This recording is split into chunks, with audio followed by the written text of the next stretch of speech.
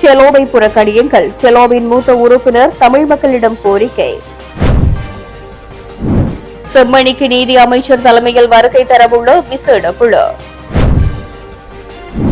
வடக்கில் ஆலய உற்சவ காலங்களில் பொலித்தீன் மற்றும் பிளாஸ்டிக் கப்களின் பாவனையை முற்றாக கட்டுப்படுத்த நடவடிக்கை. என்னை கைது செய்யாதீர்கள், அவசரமாக மனு தாக்கல் செய்து கோட்டாபய. நீதிமன்றத்தில் முன்னிலையான ஜோஷித ராஜபக்ஷ பிறப்பிக்கப்பட்ட உத்தரவு. அரசாங்கத்துக்கு எதிரான பாரிய மக்கள் போராட்டம், தலைமை தாங்க ரணில் தயார். உயர்த்த ஞாயிறு தாக்குதல் விசாரணைக்கு நீதி கோரி ஆர்ப்பாட்டம். ஆசிய அபிவிருத்தி வங்கியிடம் இருந்து பெறும் கடனை அதிகரிக்க அமைச்சரவை அங்கீகாரம். முள்ளியவளை கிராமிய சித்த மருத்துவமனையின் குறைபாடுகள் தொடர்பில் பாராளுமன்ற உறுப்பினர் ரவிகரன் நேரடி ஆய்வு. அபிவிருத்தி உத்தியோகத்தர்களின் கோரிக்கைகளுக்கு பாராளுமன்றத்தில் குரல் கொடுப்போம் சஜித் பிரேமதாச. செம்மணியில் இன்றும் சிறுவர்களின் எண்புக்கூடுகள் மீட்பு. தொடர்வது விரிவான செய்திகள். கட்சியின் ஜாப்புக்கு எதிராக செல்வம் அடைக்கலநாதன் தலைமையில் டெலோ இருக்கும் வரை அக்கட்சியின் எத்தகைய செயற்பாடுகள் ஆனாலும் சரி, அனைத்திலும் டெலோவை புறக்கணியுங்கள் என தமிழீழ விடுதலை இயக்கத்தின் மூத்த உறுப்பினர் ஏகநாதன் விஜயபவானந்தா தமிழ் மக்களிடம் கோரிக்கை விடுத்துள்ளார். வீர தளபதி எவ்வாறு தமிழீழ விடுதலை இயக்கத்திலே வடமராட்சி மண்ணின் வீர தளபதியாக இருந்த தாசண்ணாவை போன்று தமிழீழ விடுதலை இயக்கத்தின் அனைத்து விதமான பொறுப்புகளிலும் பங்காற்றியவர் தான் மிசோராம் என்று அழைக்கப்படுகின்ற, செல்லமாக அவரை கணக்கன் என்று அழைப்பார்கள், ஞானச்சந்திரன் என்ற இயற்பெயர் கொண்டவர். அந்த அடிப்படையிலே தான் தமிழீழ விடுதலை இயக்கம் இன்று அதனுடைய ஸ்தாபக தலைவர் தங்கண்ணா என்று அழைக்கப்படுகின்ற 1941 ஆண்டு பிறந்த, திருமணம் முடித்ததன் பின்னர் இந்த ஈழ விடுதலை போராட்டத்திற்கு சரியான பாதை ஆயுத போராட்டம்தான் என்று தீர்மானித்த ஒரு உன்னதமான தலைவரின் வழிவந்த ஒரு ஆயுத போராட்ட இயக்கம். அந்த இயக்கத்தினுடைய குறிக்கோள் சிந்தனைகள் இன்று சிதறி இருக்கின்றன என்று எண்ணுகின்ற அளவிலே தமிழீழ விடுதலை இயக்கத்தினுடைய இன்றைய தலைமைத்துவம், அதிலும் விரல் விட்டு எண்ணக்கூடிய சில பேரினுடைய அடாவடித்தனங்களும் சர்வாதிகாரத்தனத்துக்கு உட்பட்டு தமிழீழ விடுதலை இயக்கம் தான் எதற்காக தோற்றுவிக்கப்பட்டதோ அதனுடைய அடிப்படை அம்சங்கள் அனைத்தையும் இழந்து நிற்கின்றது. குறிப்பாக ஒரு அரசியல் கட்சி என்கின்ற போது அதற்காக ஒரு அரசியல் ஜாப் இருக்கும். அந்த ஜாப்பின் பிரகாரம் தற்போதைய நான் நினைக்கிறேன் ஏதோ 12வது தேசிய மாநாடு என்ற அடிப்படையிலே தெரிவு செய்யப்பட்டதென்றாக சொல்லப்படுகின்ற செல்வம், மதிப்புக்குரிய வயதின் அடிப்படையில், தமிழர்களுடைய கலாச்சாரத்தில் நாங்கள் வயதுக்கு மரியாதை செலுத்த வேண்டும், வயதின் அடிப்படையில் திரு செல்வம் அடைக்கலனா என்று சொல்லப்படுகின்ற நபர் மீண்டும் தெரிவு செய்யப்பட்டதாக இருப்பது மிகவும் மனவேதனைக்கு உரியதாக இருக்கின்றது. என்ன அடிப்படையில் என்றால், 2025ஆம் ஆண்டு நவம்பர் மாத காலப்பகுதியிலே ஒரு தலைமை குழு ஒன்று வவுனியா மாவட்டத்திலே இடம்பெற்றிருந்தது. அந்த தலைமை குழுவினுடைய மிக பிரதானமான நோக்கமாக இருந்தது, குறித்த பாராளுமன்ற உறுப்பினர் திரு செல்வம் அடைக்கலநாதன் தொடர்பாக, அன்று அவர் தலைவராக இருந்தார், அவர் தொடர்பான பாலியல் ரீதியான சில சர்ச்சைகள், பல சர்ச்சை தொடர்பான ஒலிப்பதிவுகள் சமூக ஊடக பரப்பிலும் சில பத்திரிகையிலும் வெளிப்படுத்தப்பட்டிருந்தது என்பது மக்களாகிய மற்ற அரசியல் கட்சியில் இருக்கின்ற அனைத்து தமிழ் தலைமைகளுக்கும் அதன் உறுப்பினர்களுக்கும் வெட்ட வெளிச்சமாக தெரிந்த விடயம். அதிலே ஒரு ஆயுத போராட்டத்தின் இயக்கமாக இருந்து பின்னர் 1989ஆம் ஆண்டு அரசியல் கட்சியாக பரிணமித்த இந்த தமிழீழ விடுதலை இயக்கத்தினுடைய தலைவர், வெட்கமாக இருக்கிறது, இந்த தலைவர் தொடர்பான இந்த பாலியல் ரீதியான இந்த ஒளிப்பதிவு நாடாக்கள், அதனுடைய தொடர்ச்சி தன்மை, ஆங்கிலத்திலே சொல்லுவார்கள் கன்சிக்வன்சஸ், ஈட்டிலே அதில் இடம்பெற்றது ஒரு தற்கொலை மரணம் என்று சொல்லப்படுகின்ற ஒரு மரணம் நீர்கொழும்பு மாவட்டத்திலே ஜெயராம் சுரேஷ் என்று அழைக்கப்படுகின்ற ஒரு நபர் தொடர்பானது. அந்த நபர் வெறும் நபர் அல்ல, தமிழீழ விடுதலை இயக்கத்தினுடைய ஒரு உறுப்பினர் ஆவார். அந்த ஒலிப்பதிவு நாடாக்களை நாங்கள் ஆராய்கின்ற போது அவரோடு பழகியவர்கள், பரிச்சயமானவர்கள், ஒரு குறிப்பாக சொல்லுவார்கள், ஒவ்வொரு இடத்துக்கும் சில மனிதர்களுடைய பேச்சு வழக்கிலே சில விடயங்களை நாங்கள் கண்டறிய முடியும். இவர்கள் தீவு பகுதியைச் சேர்ந்தவர்கள், இவர்கள் மட்டக்களப்பு பகுதியைச் சேர்ந்தவர்கள். அத்தகைய அடிப்படையில் அந்த ஒலிப்பதிவு நாடாக்களிலே தலைவர் செல்வம் அடைக்கலனானுடைய அந்த மிகவும் நுணுக்கமாக பார்க்கின்ற போது நியாயமான சந்தேகம் என் போன்றவர்களுக்கும் சக பொதுமக்களுக்கும் அனைவருக்கும் வந்ததில் தவறேதுமில்லை. நியாயமான மனிதன் என்று சொல்வார்கள் சட்டத்திலே, ரீசனபிள் மேன். அந்த அடிப்படையில் எனக்கு முக்கியமாக வந்தது. அதன் அடிப்படையிலே ஐபிசி தொலைக்காட்சியிலே நான் இது தொடர்பாக முதலாக சமூக ஊடக பரப்பில் வந்து அந்த மரணம், தற்கொலை மரணம் என்று சொல்லப்படுகின்ற ஜெயராம் சுரேஷ் தொடர்பான விடயங்களை நான் வெளிக்கொணர்ந்திருந்தேன். அன்று நவம்பர் மாதம் அளவில் செல்வம் அடைக்கலநாதன் தொடர்பாக ஏற்படுத்தப்பட்டிருந்த தலைமை குழுவில் அவர் இத்தகைய தவறு, தான் அவசரமான ஒரு தவறை செய்துவிட்டேன் என்று தலைமை குழு உறுப்பினர்கள் முன்பாக சொல்லியிருந்தார்.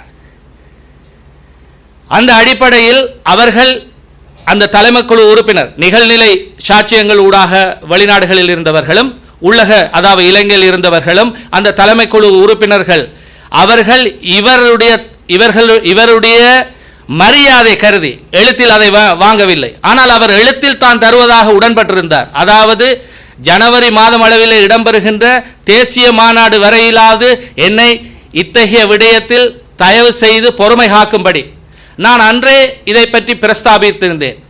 சாதாரணமாக அரச திணைக்களங்களிலோ தனியார் நிலையங்களிலோ தனியார் வேலைவாய்ப்பு நிலையங்களிலோ எஸ்டாப்ளிஷ்மெண்ட் கோட், குறிப்பாக அரசு திணைக்களங்கள் எஸ்டாப்ளிஷ்மெண்ட் கோட் என்று சொல்வார்கள், ஸ்தாபன விதிக்கோவை. அதே போலத்தான் அரசியலமைப்பு கட்சியினுடைய அரசியலமைப்பு ஜாப்பு. இங்கே தலைவன் வேறு அடிமட்ட தொண்டன் வேறு அல்ல. இவர் தொடர்பாக ஏற்படுத்தப்படுகின்ற நியாயமான சந்தேகம் பாலியல் தொடர்பான கீழ்த்தரமான ஒரு தலைவன் மக்களை அதனுடைய அரசியல் கட்சியில் இருக்கின்ற உறுப்பினர்களுக்கு வழிகாட்ட வேண்டும். இங்கே வழிகாட்டிய விடயம் எது?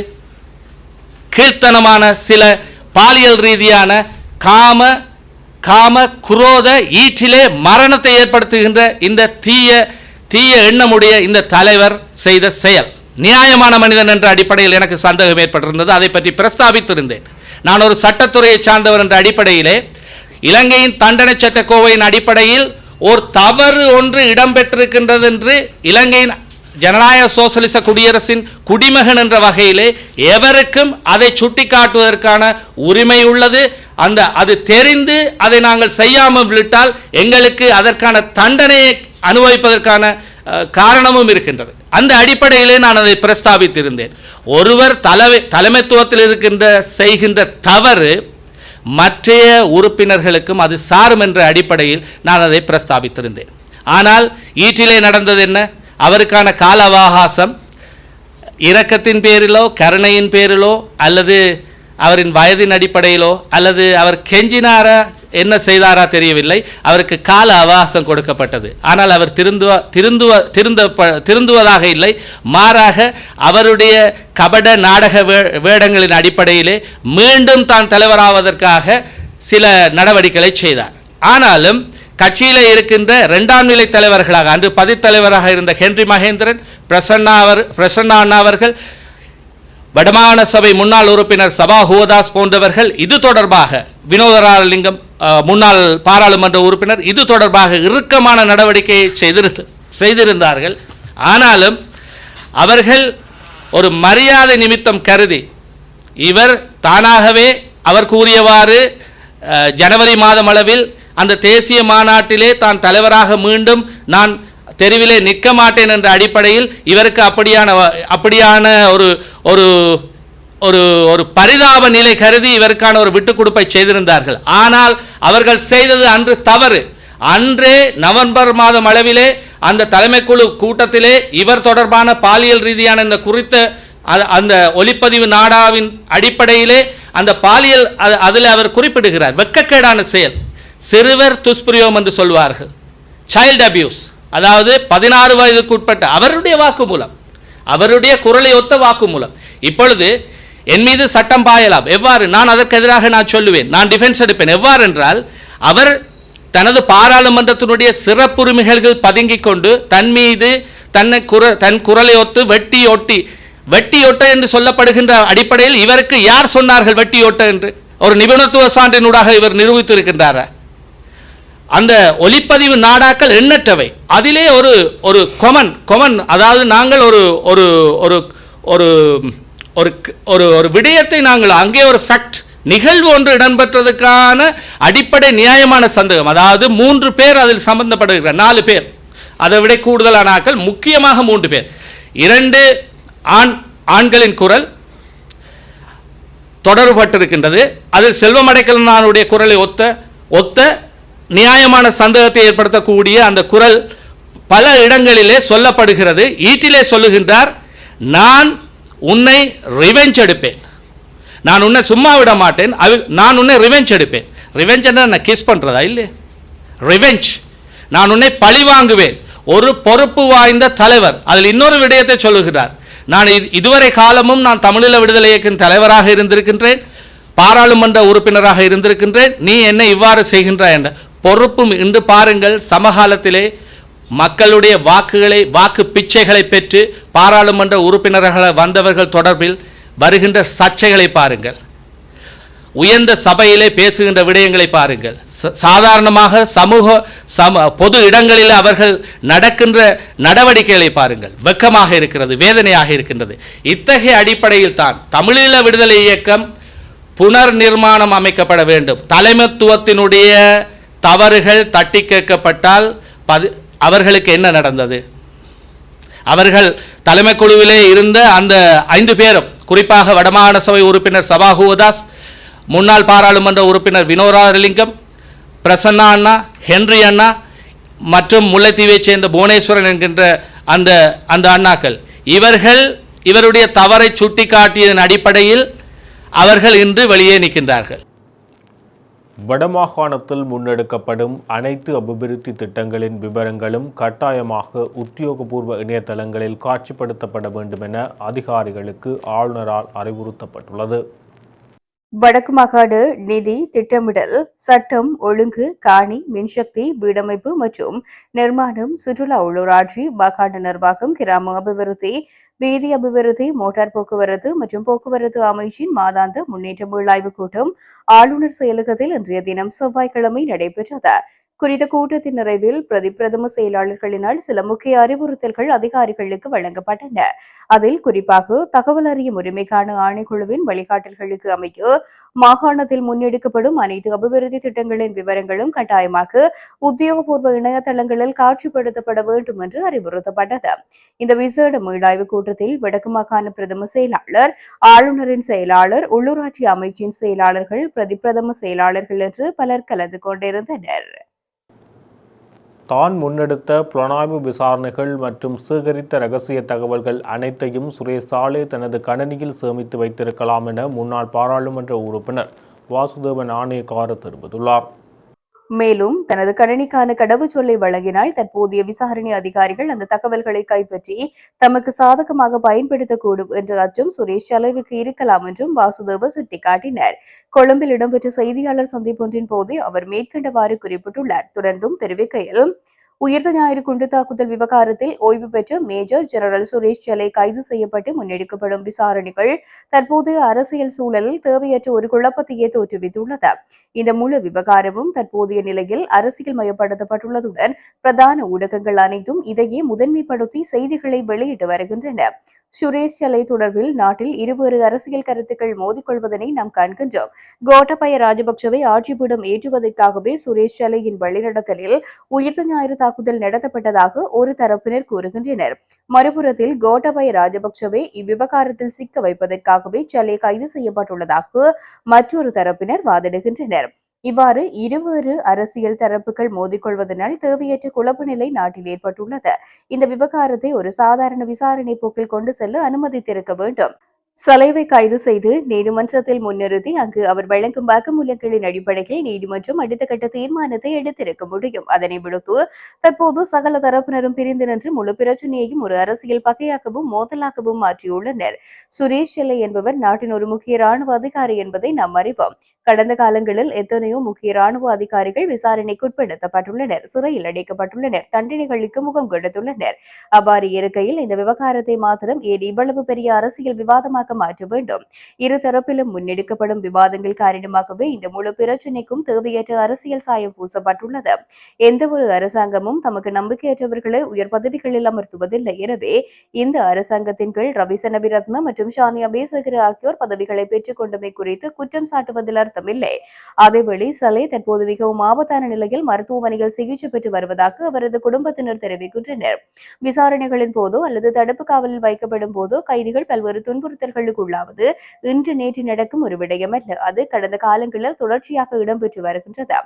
அத்தகைய அத்துமீறல்களை அல்லது துன்புறுத்தல்களை எவரும் அங்கீகரிக்க முடியாது. அது குறித்து நீதிமன்றம் உரிய நடவடிக்கை எடுக்க முடியும், எடுக்கவும் வேண்டும். தடுப்பு காவலில் இருக்கும் போது சலேவுக்கு ஏற்பட்டதாக கூறப்படும் அவமானங்கள் மற்றும் கசப்பான அனுபவங்கள் குறித்து விசாரணை செய்த அதிகாரிகளுக்கு எதிராக சட்ட நடவடிக்கை எடுப்பதற்கான வழிகள் திறந்தே உள்ளன. ஆனால் அதற்கு அவர் முதலில் உயிருடன் இருக்க வேண்டும். எனவே சலே தனது உண்ணாவிரத போராட்டத்தை கைவிட வேண்டும். போராட்டத்தை நிறுத்தி மருத்துவ சிகிச்சைகளை பெற்று உடல் ரீதியாக தேறி தனக்கு உள்ள அநீதிகளுக்கு எதிராக நீதிமன்றத்தில் வழக்கை முன்னோக்கி நகர்த்த வேண்டும் என்றார். தன்னை கைது செய்வதை தடுக்க கோரி முன்னாள் ஜனாதிபதி கோட்டபய ராஜபக்ச மேன்முறையீட்டு நீதிமன்றத்தில் மனு தாக்கல் செய்துள்ளார். உயிர்த்த ஞாயிறு குண்டு தாக்குதல் சம்பவம் தொடர்பான விசாரணைகளின் அடிப்படையில் பயங்கரவாத தடுப்புச் சட்டத்தின் கீழ் தன்னை கைது செய்வதை தடுக்குமாறு அவர் தனது மனுவில் கோரியுள்ளார்.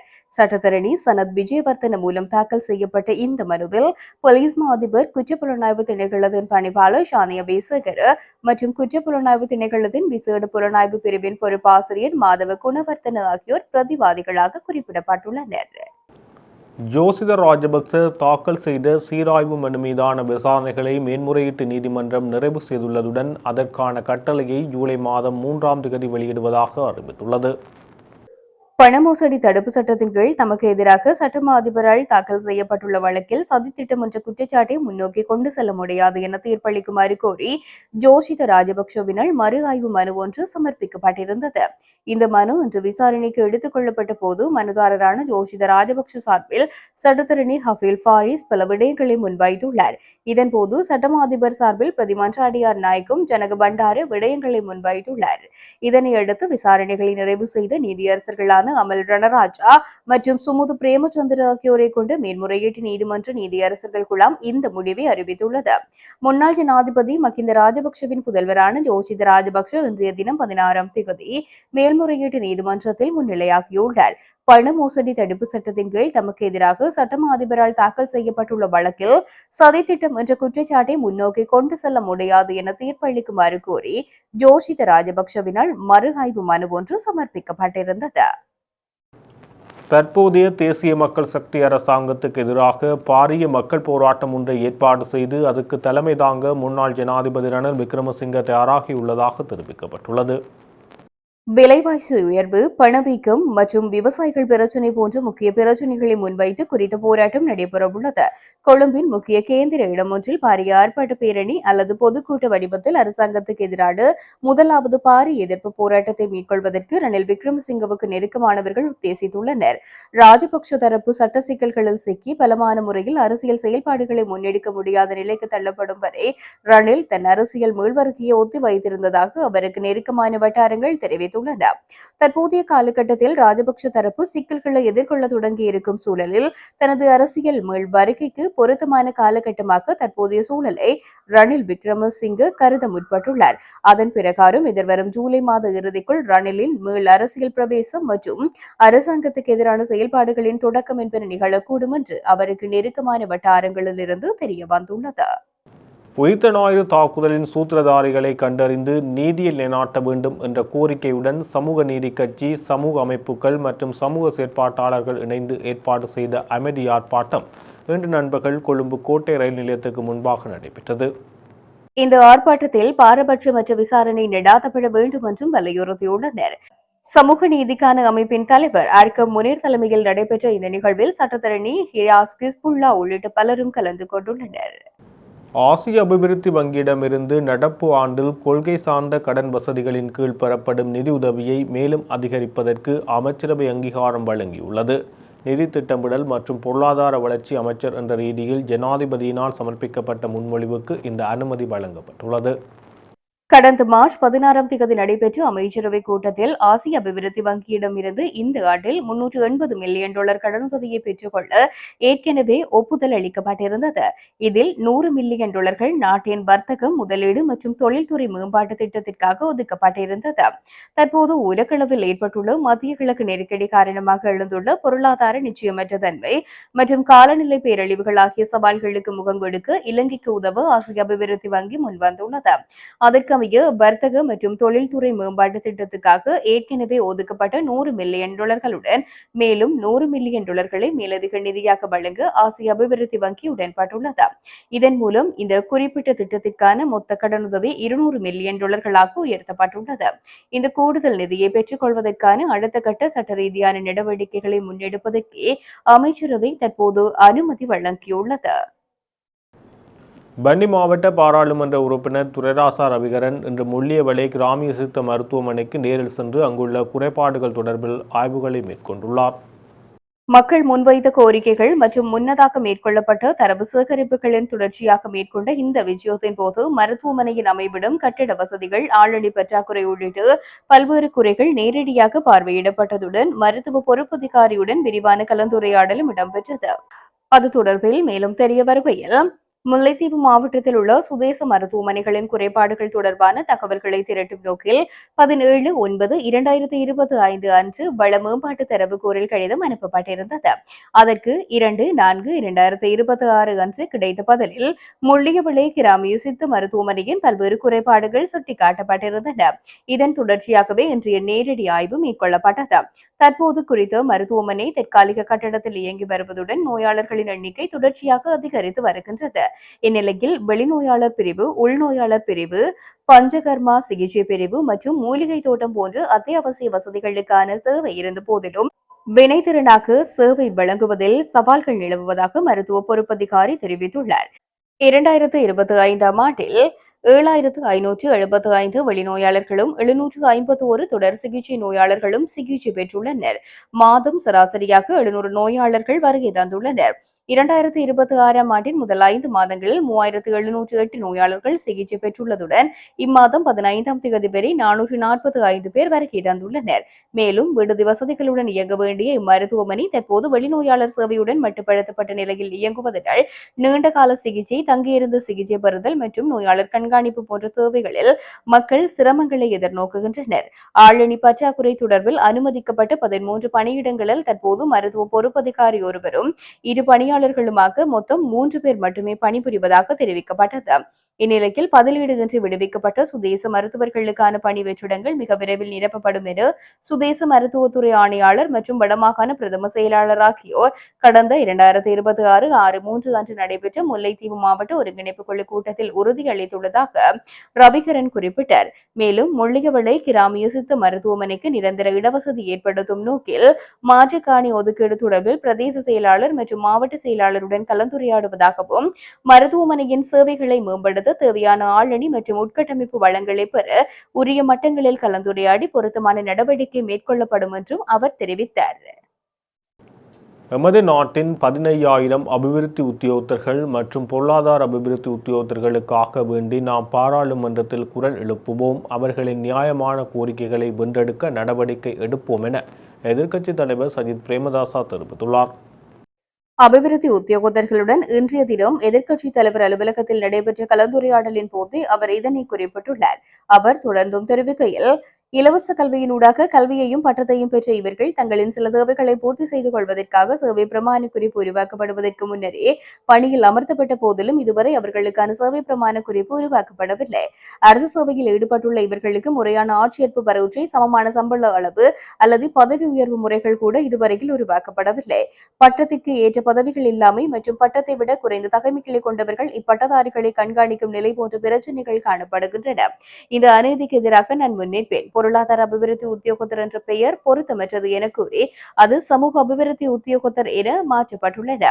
ஜனாதிபதி தேர்தல் காலத்தில் இவர்கள் ஏமாற்றப்பட்டதே இதில் பாரிய சோகமாகும். அன்று தேர்தல் காலத்தில் நான் உண்மைகளை பேசினேன், அதனை இவர்கள் ஏற்றுக்கொள்ளவில்லை. இன்று இந்த அரசாங்கம் இப்பட்டதாரிகளை பாதிக்கப்பட்டவர்களாக மாற்றியுள்ளது.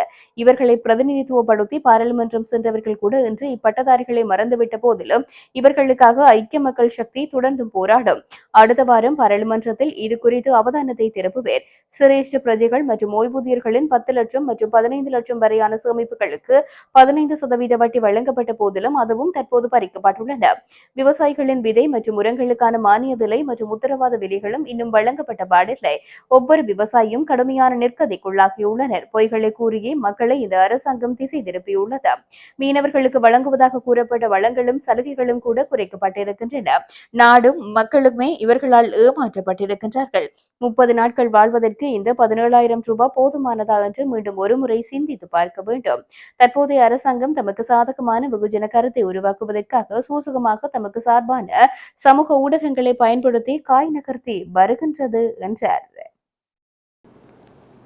செம்மணி புதைகுழி அகழ்வு பணிகளை நேரில் பார்வையிட நீதி அமைச்சரின் தலைமையிலான விசேட குழு செம்மணி பகுதிக்கு எதிர்வரும் வெள்ளிக்கிழமை நேரில் விஜயம் செய்ய உள்ளதாக தெரிவிக்கப்பட்டுள்ளது. குறித்த குழுவினர் அகழ்வாய்வு தளத்திற்கு விஜயம் செய்ய நீதிமன்ற அனுமதி கோரி இன்றைய தினம் செவ்வாய்க்கிழமை நகர்த்தல் பத்திரம் தாக்கல் செய்துள்ளனர். அதன் அடிப்படையில் நாளைய தினம் புதன்கிழமை வழக்கு அளிக்கப்பட்டு நீதி அமைச்சர் குழுவை அனுமதிப்பது தொடர்பிலான அறிவித்தலை அறிவிக்கும் என சட்டத்தரணி VS நிரஞ்சன் தெரிவித்துள்ளார். அதேவேளை குறித்த அமைச்சர் குழுவுடன் காணாமலாக்கப்பட்டோருக்கான அலுவலகத்தின் விசேட பிரதிநிதிகள் குழுவும் இணைந்து கொள்ளவுள்ளதாக தெரிவிக்கப்பட்டது. இத்துடன் ஜெஃப்னா கேலரியின் இரவு நேர பிரதான செய்திகள் நிறைவு பெறுகிறது. மேலும் செய்திகளை அறிந்து கொள்ள www.jeffnagallery.lk என்ற இணையதள பக்கத்துடனும் ஜெஃப்னா கேலரி நியூஸ் என்ற முகப்புத்தக பக்கத்துடனும் இணைந்திருங்கள்.